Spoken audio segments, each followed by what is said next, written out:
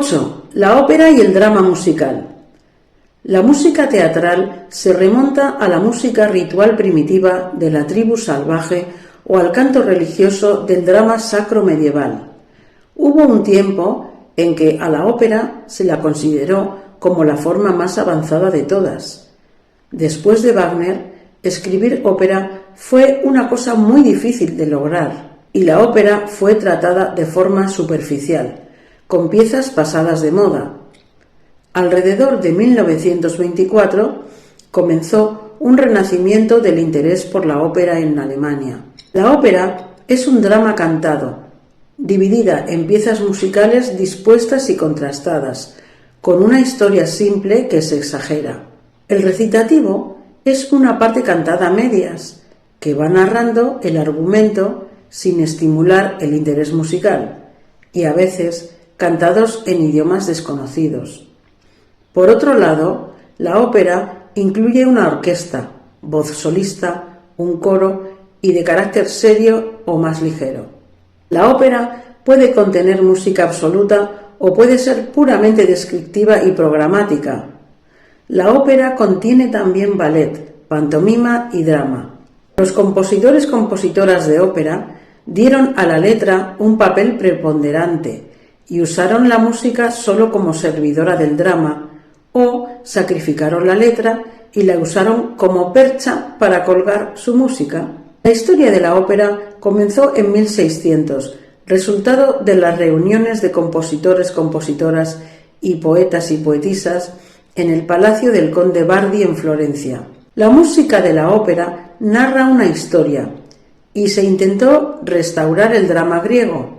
El primer gran compositor de óperas fue Claudio Monteverdi, utilizando el recitativo como principal recurso, sin arias y con algún que otro interludio orquestal. Pero Monteverdi fue capaz de poner palabras en música de un modo sencillo, conmovedor y convincente, siendo necesario entender el significado de la letra. Escuchemos un fragmento de la ópera Orfeo de Monteverdi.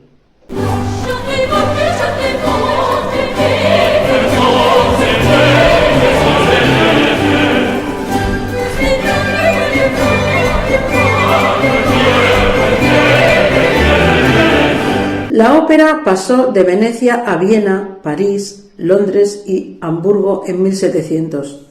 La letra se volvió menos importante y se puso más énfasis en el lado musical, utilizándose arias unidas mediante recitativos.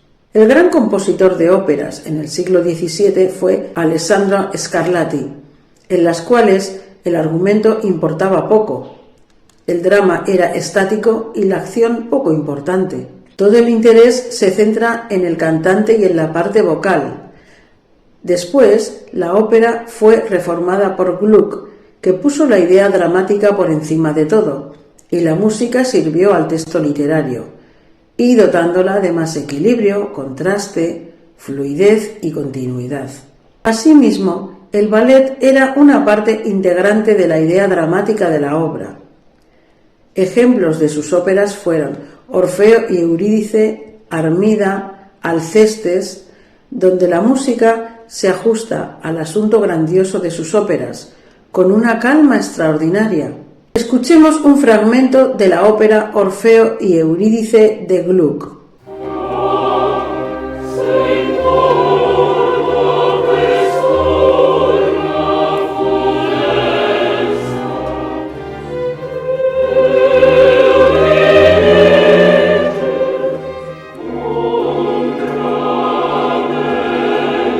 Las óperas de Mozart están llenas de abundantes recursos, destacando su ópera La flauta mágica, de naturaleza fantástica, ya que es seria y cómica al mismo tiempo, y combina una inventiva musical con un estilo popular accesible a todos. Mozart creó el finale operístico, una escena final de acto en la que todas las principales figuras cantan al mismo tiempo, cada una acerca de una cosa distinta, concluyendo con un resonante fortísimo. Escuchemos un fragmento de la ópera La flauta mágica de Mozart.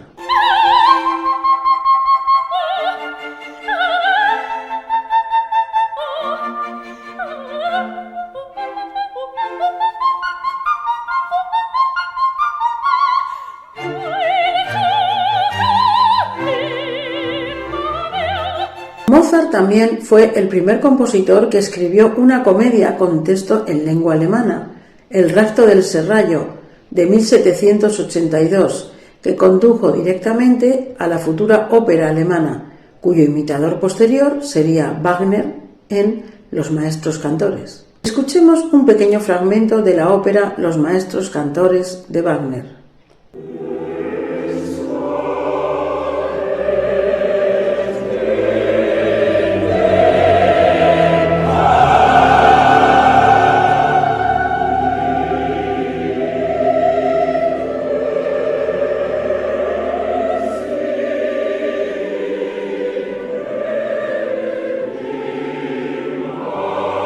Wagner racionalizó la forma operística, considerándola la unión de todas las artes, llamándola drama musical, donde el fluir musical era continuo mediante el leitmotiv, esto es, asociar una determinada frase musical o motivo con cada personaje o idea, para lograr una mayor cohesión de los elementos musicales. Wagner llevó la orquesta sinfónica al teatro de la ópera. En contraposición, las óperas de Verdi, a pesar de ser demasiado fáciles y tradicionales, conmovían realmente en Aida, Rigoletto y La Traviata. En sus dos últimas óperas, Otello y Falstaff, Verdi utilizó elementos más dramáticos, pero sin abandonar su sentido de la escena. Escuchemos un fragmento de la ópera Rigoletto de Verdi. La donna è mobile, qual piuma al vento, muta d'accento e di pensiero. Sempre una amabile, leggiadro viso, il fiato il riso e menzognero. Mussorgsky y Bizet crearon óperas dignas. Boris Godunov compuso la primera ópera nacionalista alemana. Debussy escribió Peleas et Melisande, volviendo al ideal de la ópera de Monteverdi, destacando las palabras en un drama poético. Escuchemos un fragmento de la ópera Peleas et Melisande de Debussy.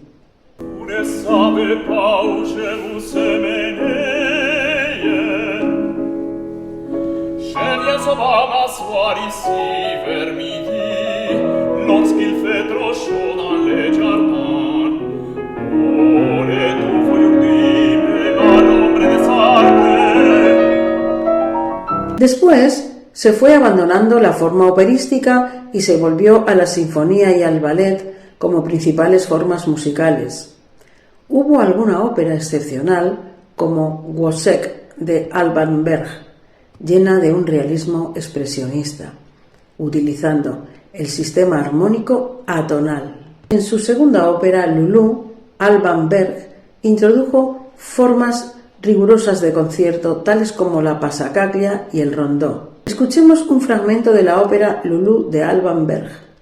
Fascitien den Lust und Trauer spielen, Haupttiere, die so wohl gesittet fühlen, am blasser Pflanze ihr Müter kühlen und schwelgen in behaglichem Geplärr, wie ne andern unten im Parterre. La ópera Johnny spielt auf, del compositor K. Renek, tuvo mucha popularidad debido a su contenido, que trataba sobre un hombre negro director de una orquesta de jazz, introduciendo elementos de la música de jazz. Siguiendo esta línea, Kurt Weill compuso la ópera de Tres Peniques, sustituyendo las arias por canciones de jazz, pero describió la tragedia alemana en su carácter musical aparentemente despreocupado. Escuchemos un fragmento de la ópera de Tres Peniques de Kurt Weill. Hermoso fue el tiempo que pasó, en que vivimos juntos, ella y yo. Nos hablan de filósofos de altura, los que devoran libros, no comida, que solo se alimentan de cultura. Al diablo con tal género de vida. Giancarlo Menotti destacó con su ópera The Consult, Darius Milhaud con su ópera Cristóbal Colón, Coéforas, donde cantante y coro declaman rítmicamente acompañados de una batería de instrumentos de percusión. Respecto a Norteamérica, las películas ocupan en la escena el puesto de la ópera. Los compositores deberían de ser capaces de encajar el inglés en una línea melódica que no falsee el ritmo natural de la lengua y que las representaciones operísticas fueran más frecuentes. Se han hecho intentos como Cuatro santos en 3 actos, de Thompson y Stein, y La cuna se mecerá, de Mark Blitzstein. Escuchemos un fragmento de la ópera Cuatro santos en 3 actos de Thompson y Stein.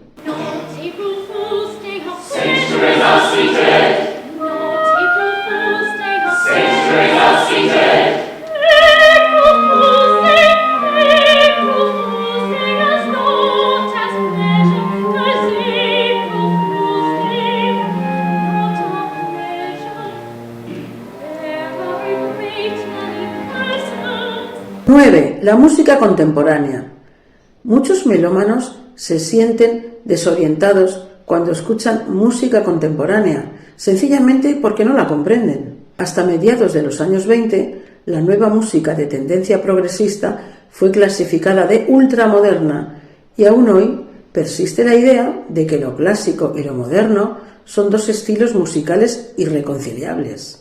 La música contemporánea representa muchas clases distintas de experiencia musical. Algunos compositoras de la actualidad son más fáciles de comprender y otros pueden resultar difíciles, o distintas piezas del mismo compositor o compositora pueden ser más fáciles o más difíciles de comprender. Para ello, aquí tenemos una pequeña clasificación. Muy fáciles: Sostakovich y Khachaturian, Poulenc y Erik Satie en sus primeras obras, Stravinsky y Schoenberg, Virgil Thomson. Bastante accesibles: Prokofiev, Villalobos, Bloch, Roy Harris, Walton, Malipiero, Britten.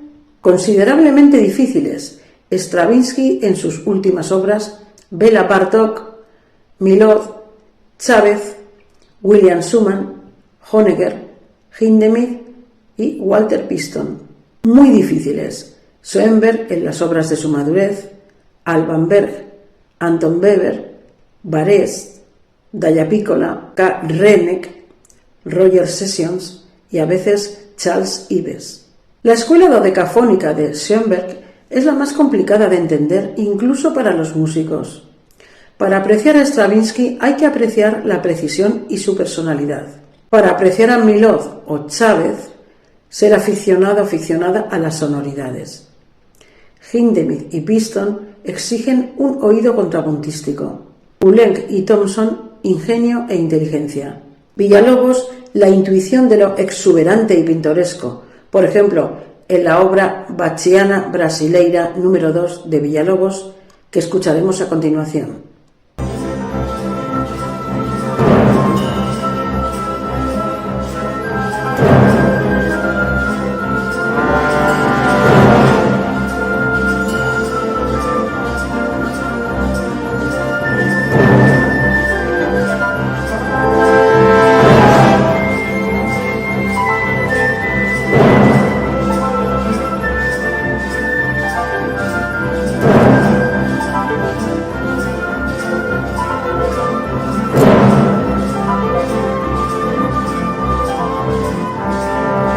Es necesario diferenciar a los compositores tratando de oír a cada uno por separado, según lo que cada uno nos desee comunicar. A veces se puede rechazar una pieza disonante porque el oído no está lo suficientemente acostumbrado a nuestra época y necesita más práctica y preparación para escuchar esa obra. Ciertas melodías de hoy pueden resultar incantables, especialmente en la escritura musical, por ser sincopadas o fragmentarias. Se dice que la música de hoy parece evitar todo sentimiento, que es cerebral e inteligente, y no emocionalmente significativa. Esto puede suceder cuando comparamos estas obras con las obras del movimiento romántico del siglo XIX. Muchas personas necesitan sentirse mecidos por la música, relajados y consolados de las tensiones de la vida cotidiana, pero la música contemporánea ha sido creada para despertar al oyente. Los programas de radio, los conciertos, los anuncios de los fabricantes de discos, los programas escolares opinan que la música normal es la música del pasado. La música de hoy produce mayores extremos de tensión y distensión, un optimismo más vivo, un pesimismo más gris, clímax de abandono y de histeria explosiva, variedad colorística, sutilezas de luz y sombra, un sentido relajador del humor que a veces llega a lo grotesco, texturas apretadas, panoramas abiertos dolorosos, anhelos, una deslumbrante brillantez. La clave de la comprensión de la nueva música son las repetidas audiciones, facilitadas por los medios de reproducción a nuestro alcance. 10. La música de películas. La música de películas es una nueva forma de música dramática relacionada con la ópera, el ballet, la música incidental para el teatro, en oposición a la música de concierto, sinfónica o de cámara. ¿Se debe escuchar la partitura de una película? Si el lector es músico, no hay problema. En ocasiones, más de una buena película ha sido arruinada por una partitura deficiente. El espectador, absorto en la acción dramática, no es consciente de la música de fondo. El grado de orientación auditiva es el que determinará el placer que pueda obtenerse absorbiendo el acompañamiento musical como parte integrada de la película. Las partituras musicales se escriben después de terminada la película, excepto cuando el guión pide una música realista, es decir, una música virtualmente cantada o bailada en la pantalla. Entonces, la escena será grabada y la escena filmada contra la grabación. Se decide cuánta música se necesitará y dónde deberá entrar. La partitura consistirá en secuencias separadas y haciendo un uso moderado de la música, incluso suprimiéndola a ratos. El director utiliza la música con valor funcional para expresar algo que está mal en una escena, una pausa embarazosa. La música puede dar mayor potencia a los valores dramáticos y emocionales de la película. La música subraya los pensamientos no expresados de un personaje o las repercusiones no vistas de una situación. A veces, la imagen auditiva indica lo contrario de las imágenes. Por ejemplo, un acorde disonante puede modificar la actitud del espectador en mitad de una escena sentimental, o un pasaje de maderas puede convertir un momento solemne en digno de carcajadas. La música puede servir de fondo neutro, que llena los pasajes vacíos, como las pausas en una conversación. La música puede dar un sentido de continuidad, que puede salvar breves pasajes de escenas desconectadas para que no resulten caóticas. También la música puede sostener la estructura teatral de una escena y redondearla con un sentido de finalidad. Esta es la música que suena al final de una película. Cabe mencionar otro tipo de músicas utilizadas en una película, tales como bandas callejeras, una danza campesina, el tío vivo, música de circo, la de un café o la de una chica que toca el piano. Todas estas músicas sirven para hacer variar sutilmente el interés auditivo de la banda de sonido. Ciertas acciones de una película pueden despertar la imaginación teatral del compositor-compositora. La invención melódica, apreciada en la sala de conciertos, y componer distintas líneas contrapuntísticas, así como el empleo de ciertas sutilezas de timbres, puede ser una distracción como fondo en una película. Bernard Herrmann utilizó 8 celestas para sugerir un trineo de invierno en la película La calle 57. Escuchemos un fragmento de música con efectos especiales perteneciente a la película Taxi Driver de Bernard Herrmann.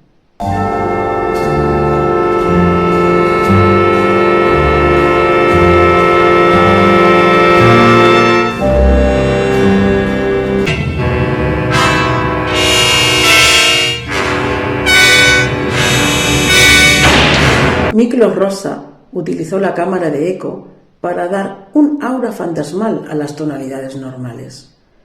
Otro recurso puede ser sobreponer dos bandas musicales de entrada y de salida para expresar dos trenes que se cruzan, por ejemplo. En la película El Pony Colorado, unas gallinas blancas se convierten en caballos blancos de circo por medio de la técnica del traslape. Escuchemos un fragmento de esta escena de la película El Pony Colorado para apreciar estos efectos.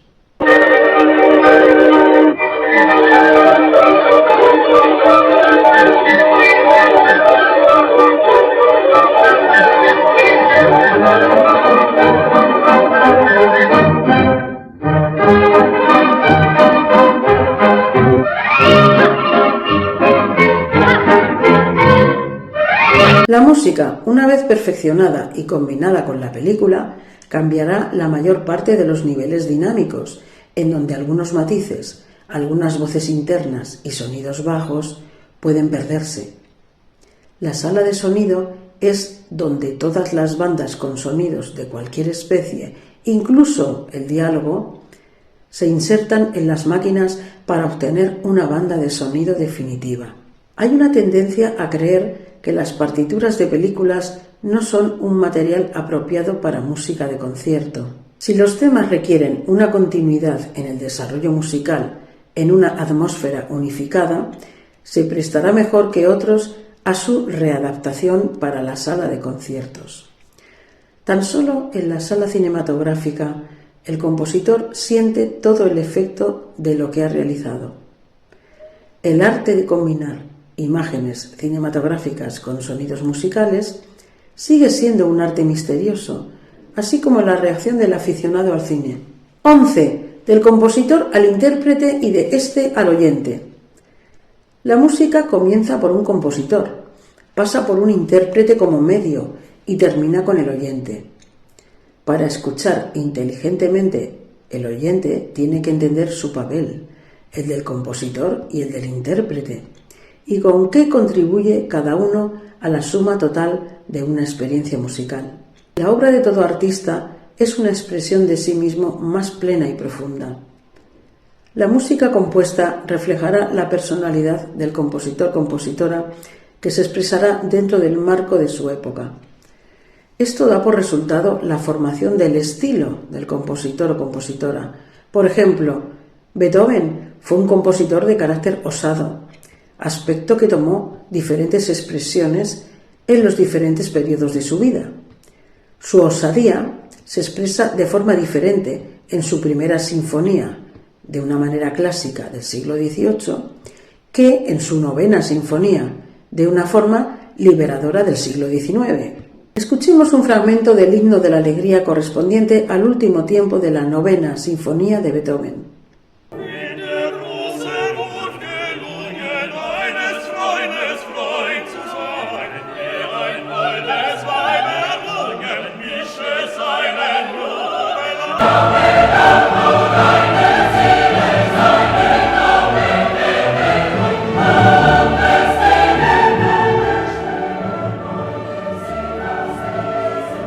Cada compositor-compositora importante tiene varios estilos diferentes que corresponden a las influencias de su tiempo y a la maduración de su propia personalidad.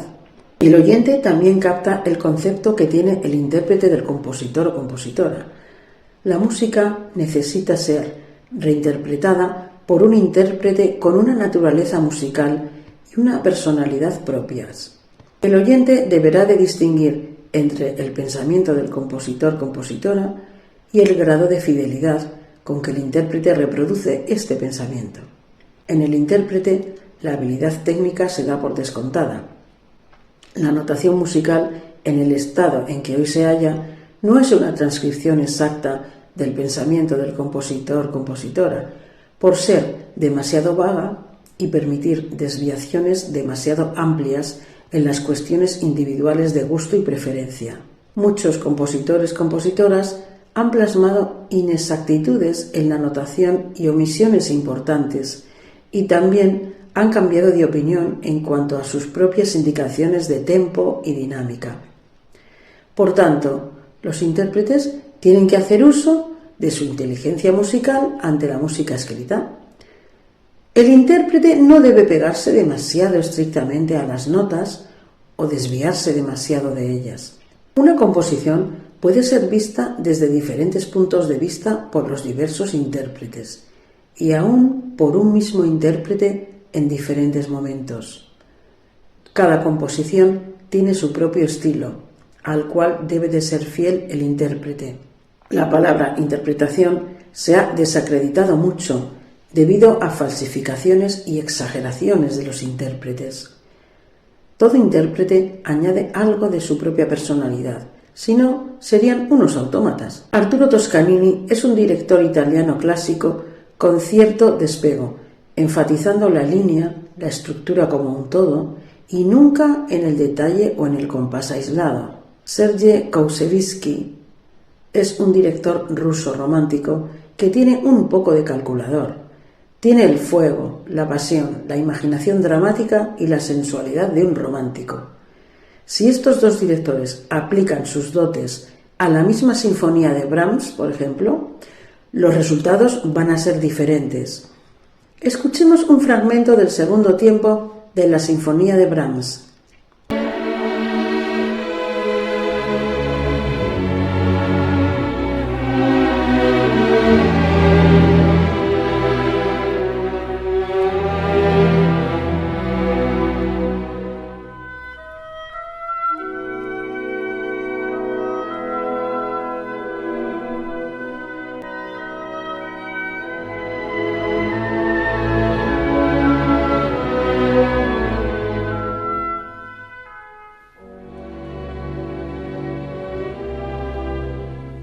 El oyente que en realidad se mete en la música es el único que tiene importancia para la música o para los que hacen música.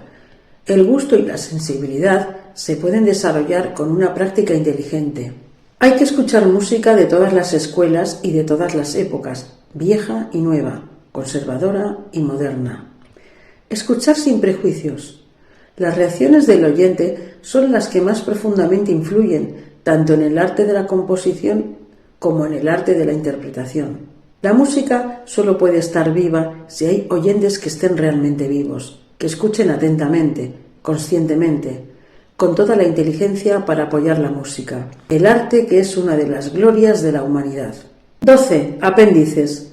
Fórmulas típicas de variación Auch du lieber Augustin. 1. Variantes armónicas. La melodía se conserva literalmente, pero las armonías que la acompañan se transforman por completo. La melodía y la armonía originales se conservan, pero la textura se enriquece. Todo vestigio de la melodía se ha perdido, solo se conserva el esqueleto armónico. Los únicos acordes son los de tónica y dominante. El esqueleto armónico se ha variado. Se han variado los acordes que acompañan al tema. 2. Variantes melódicas. La melodía se ha variado, la línea es más floreada. El segundo tipo hace menos floreada la línea melódica original, reduciéndola a sus notas esenciales. El tema se conserva, pero su posición cambia de la voz superior a la inferior o a una intermedia o viceversa. 3. Variantes rítmicas. El aire de vals en 3x4 cambia en 4x4 en tempo muy rápido, transformando la naturaleza del tema. 4. Variantes contrapuntísticas. Añade un nuevo tema al original, destacando el nuevo, mientras que el otro se mantiene en segundo término. Otro procedimiento es extraer del tema original una sola frase y tratarla contrapuntísticamente. Recursos contrapuntísticos. Imitación. Fuga en mi menor, clave bien temperado, libro 1. Canon. Bach. Erzählen ist der Herrliche. Inversión. Beethoven. Sonata para piano, opus 110. Aumentación. Bach. Fuga en do menor, clave bien temperado, libro 2. Disminución. Vaughan Williams. Sinfonía en fa menor, scherzo. Cancrizante. Copland. Passacaglia para piano. Cancrizante invertido. Schoenberg, cuarteto de cuerda número 3.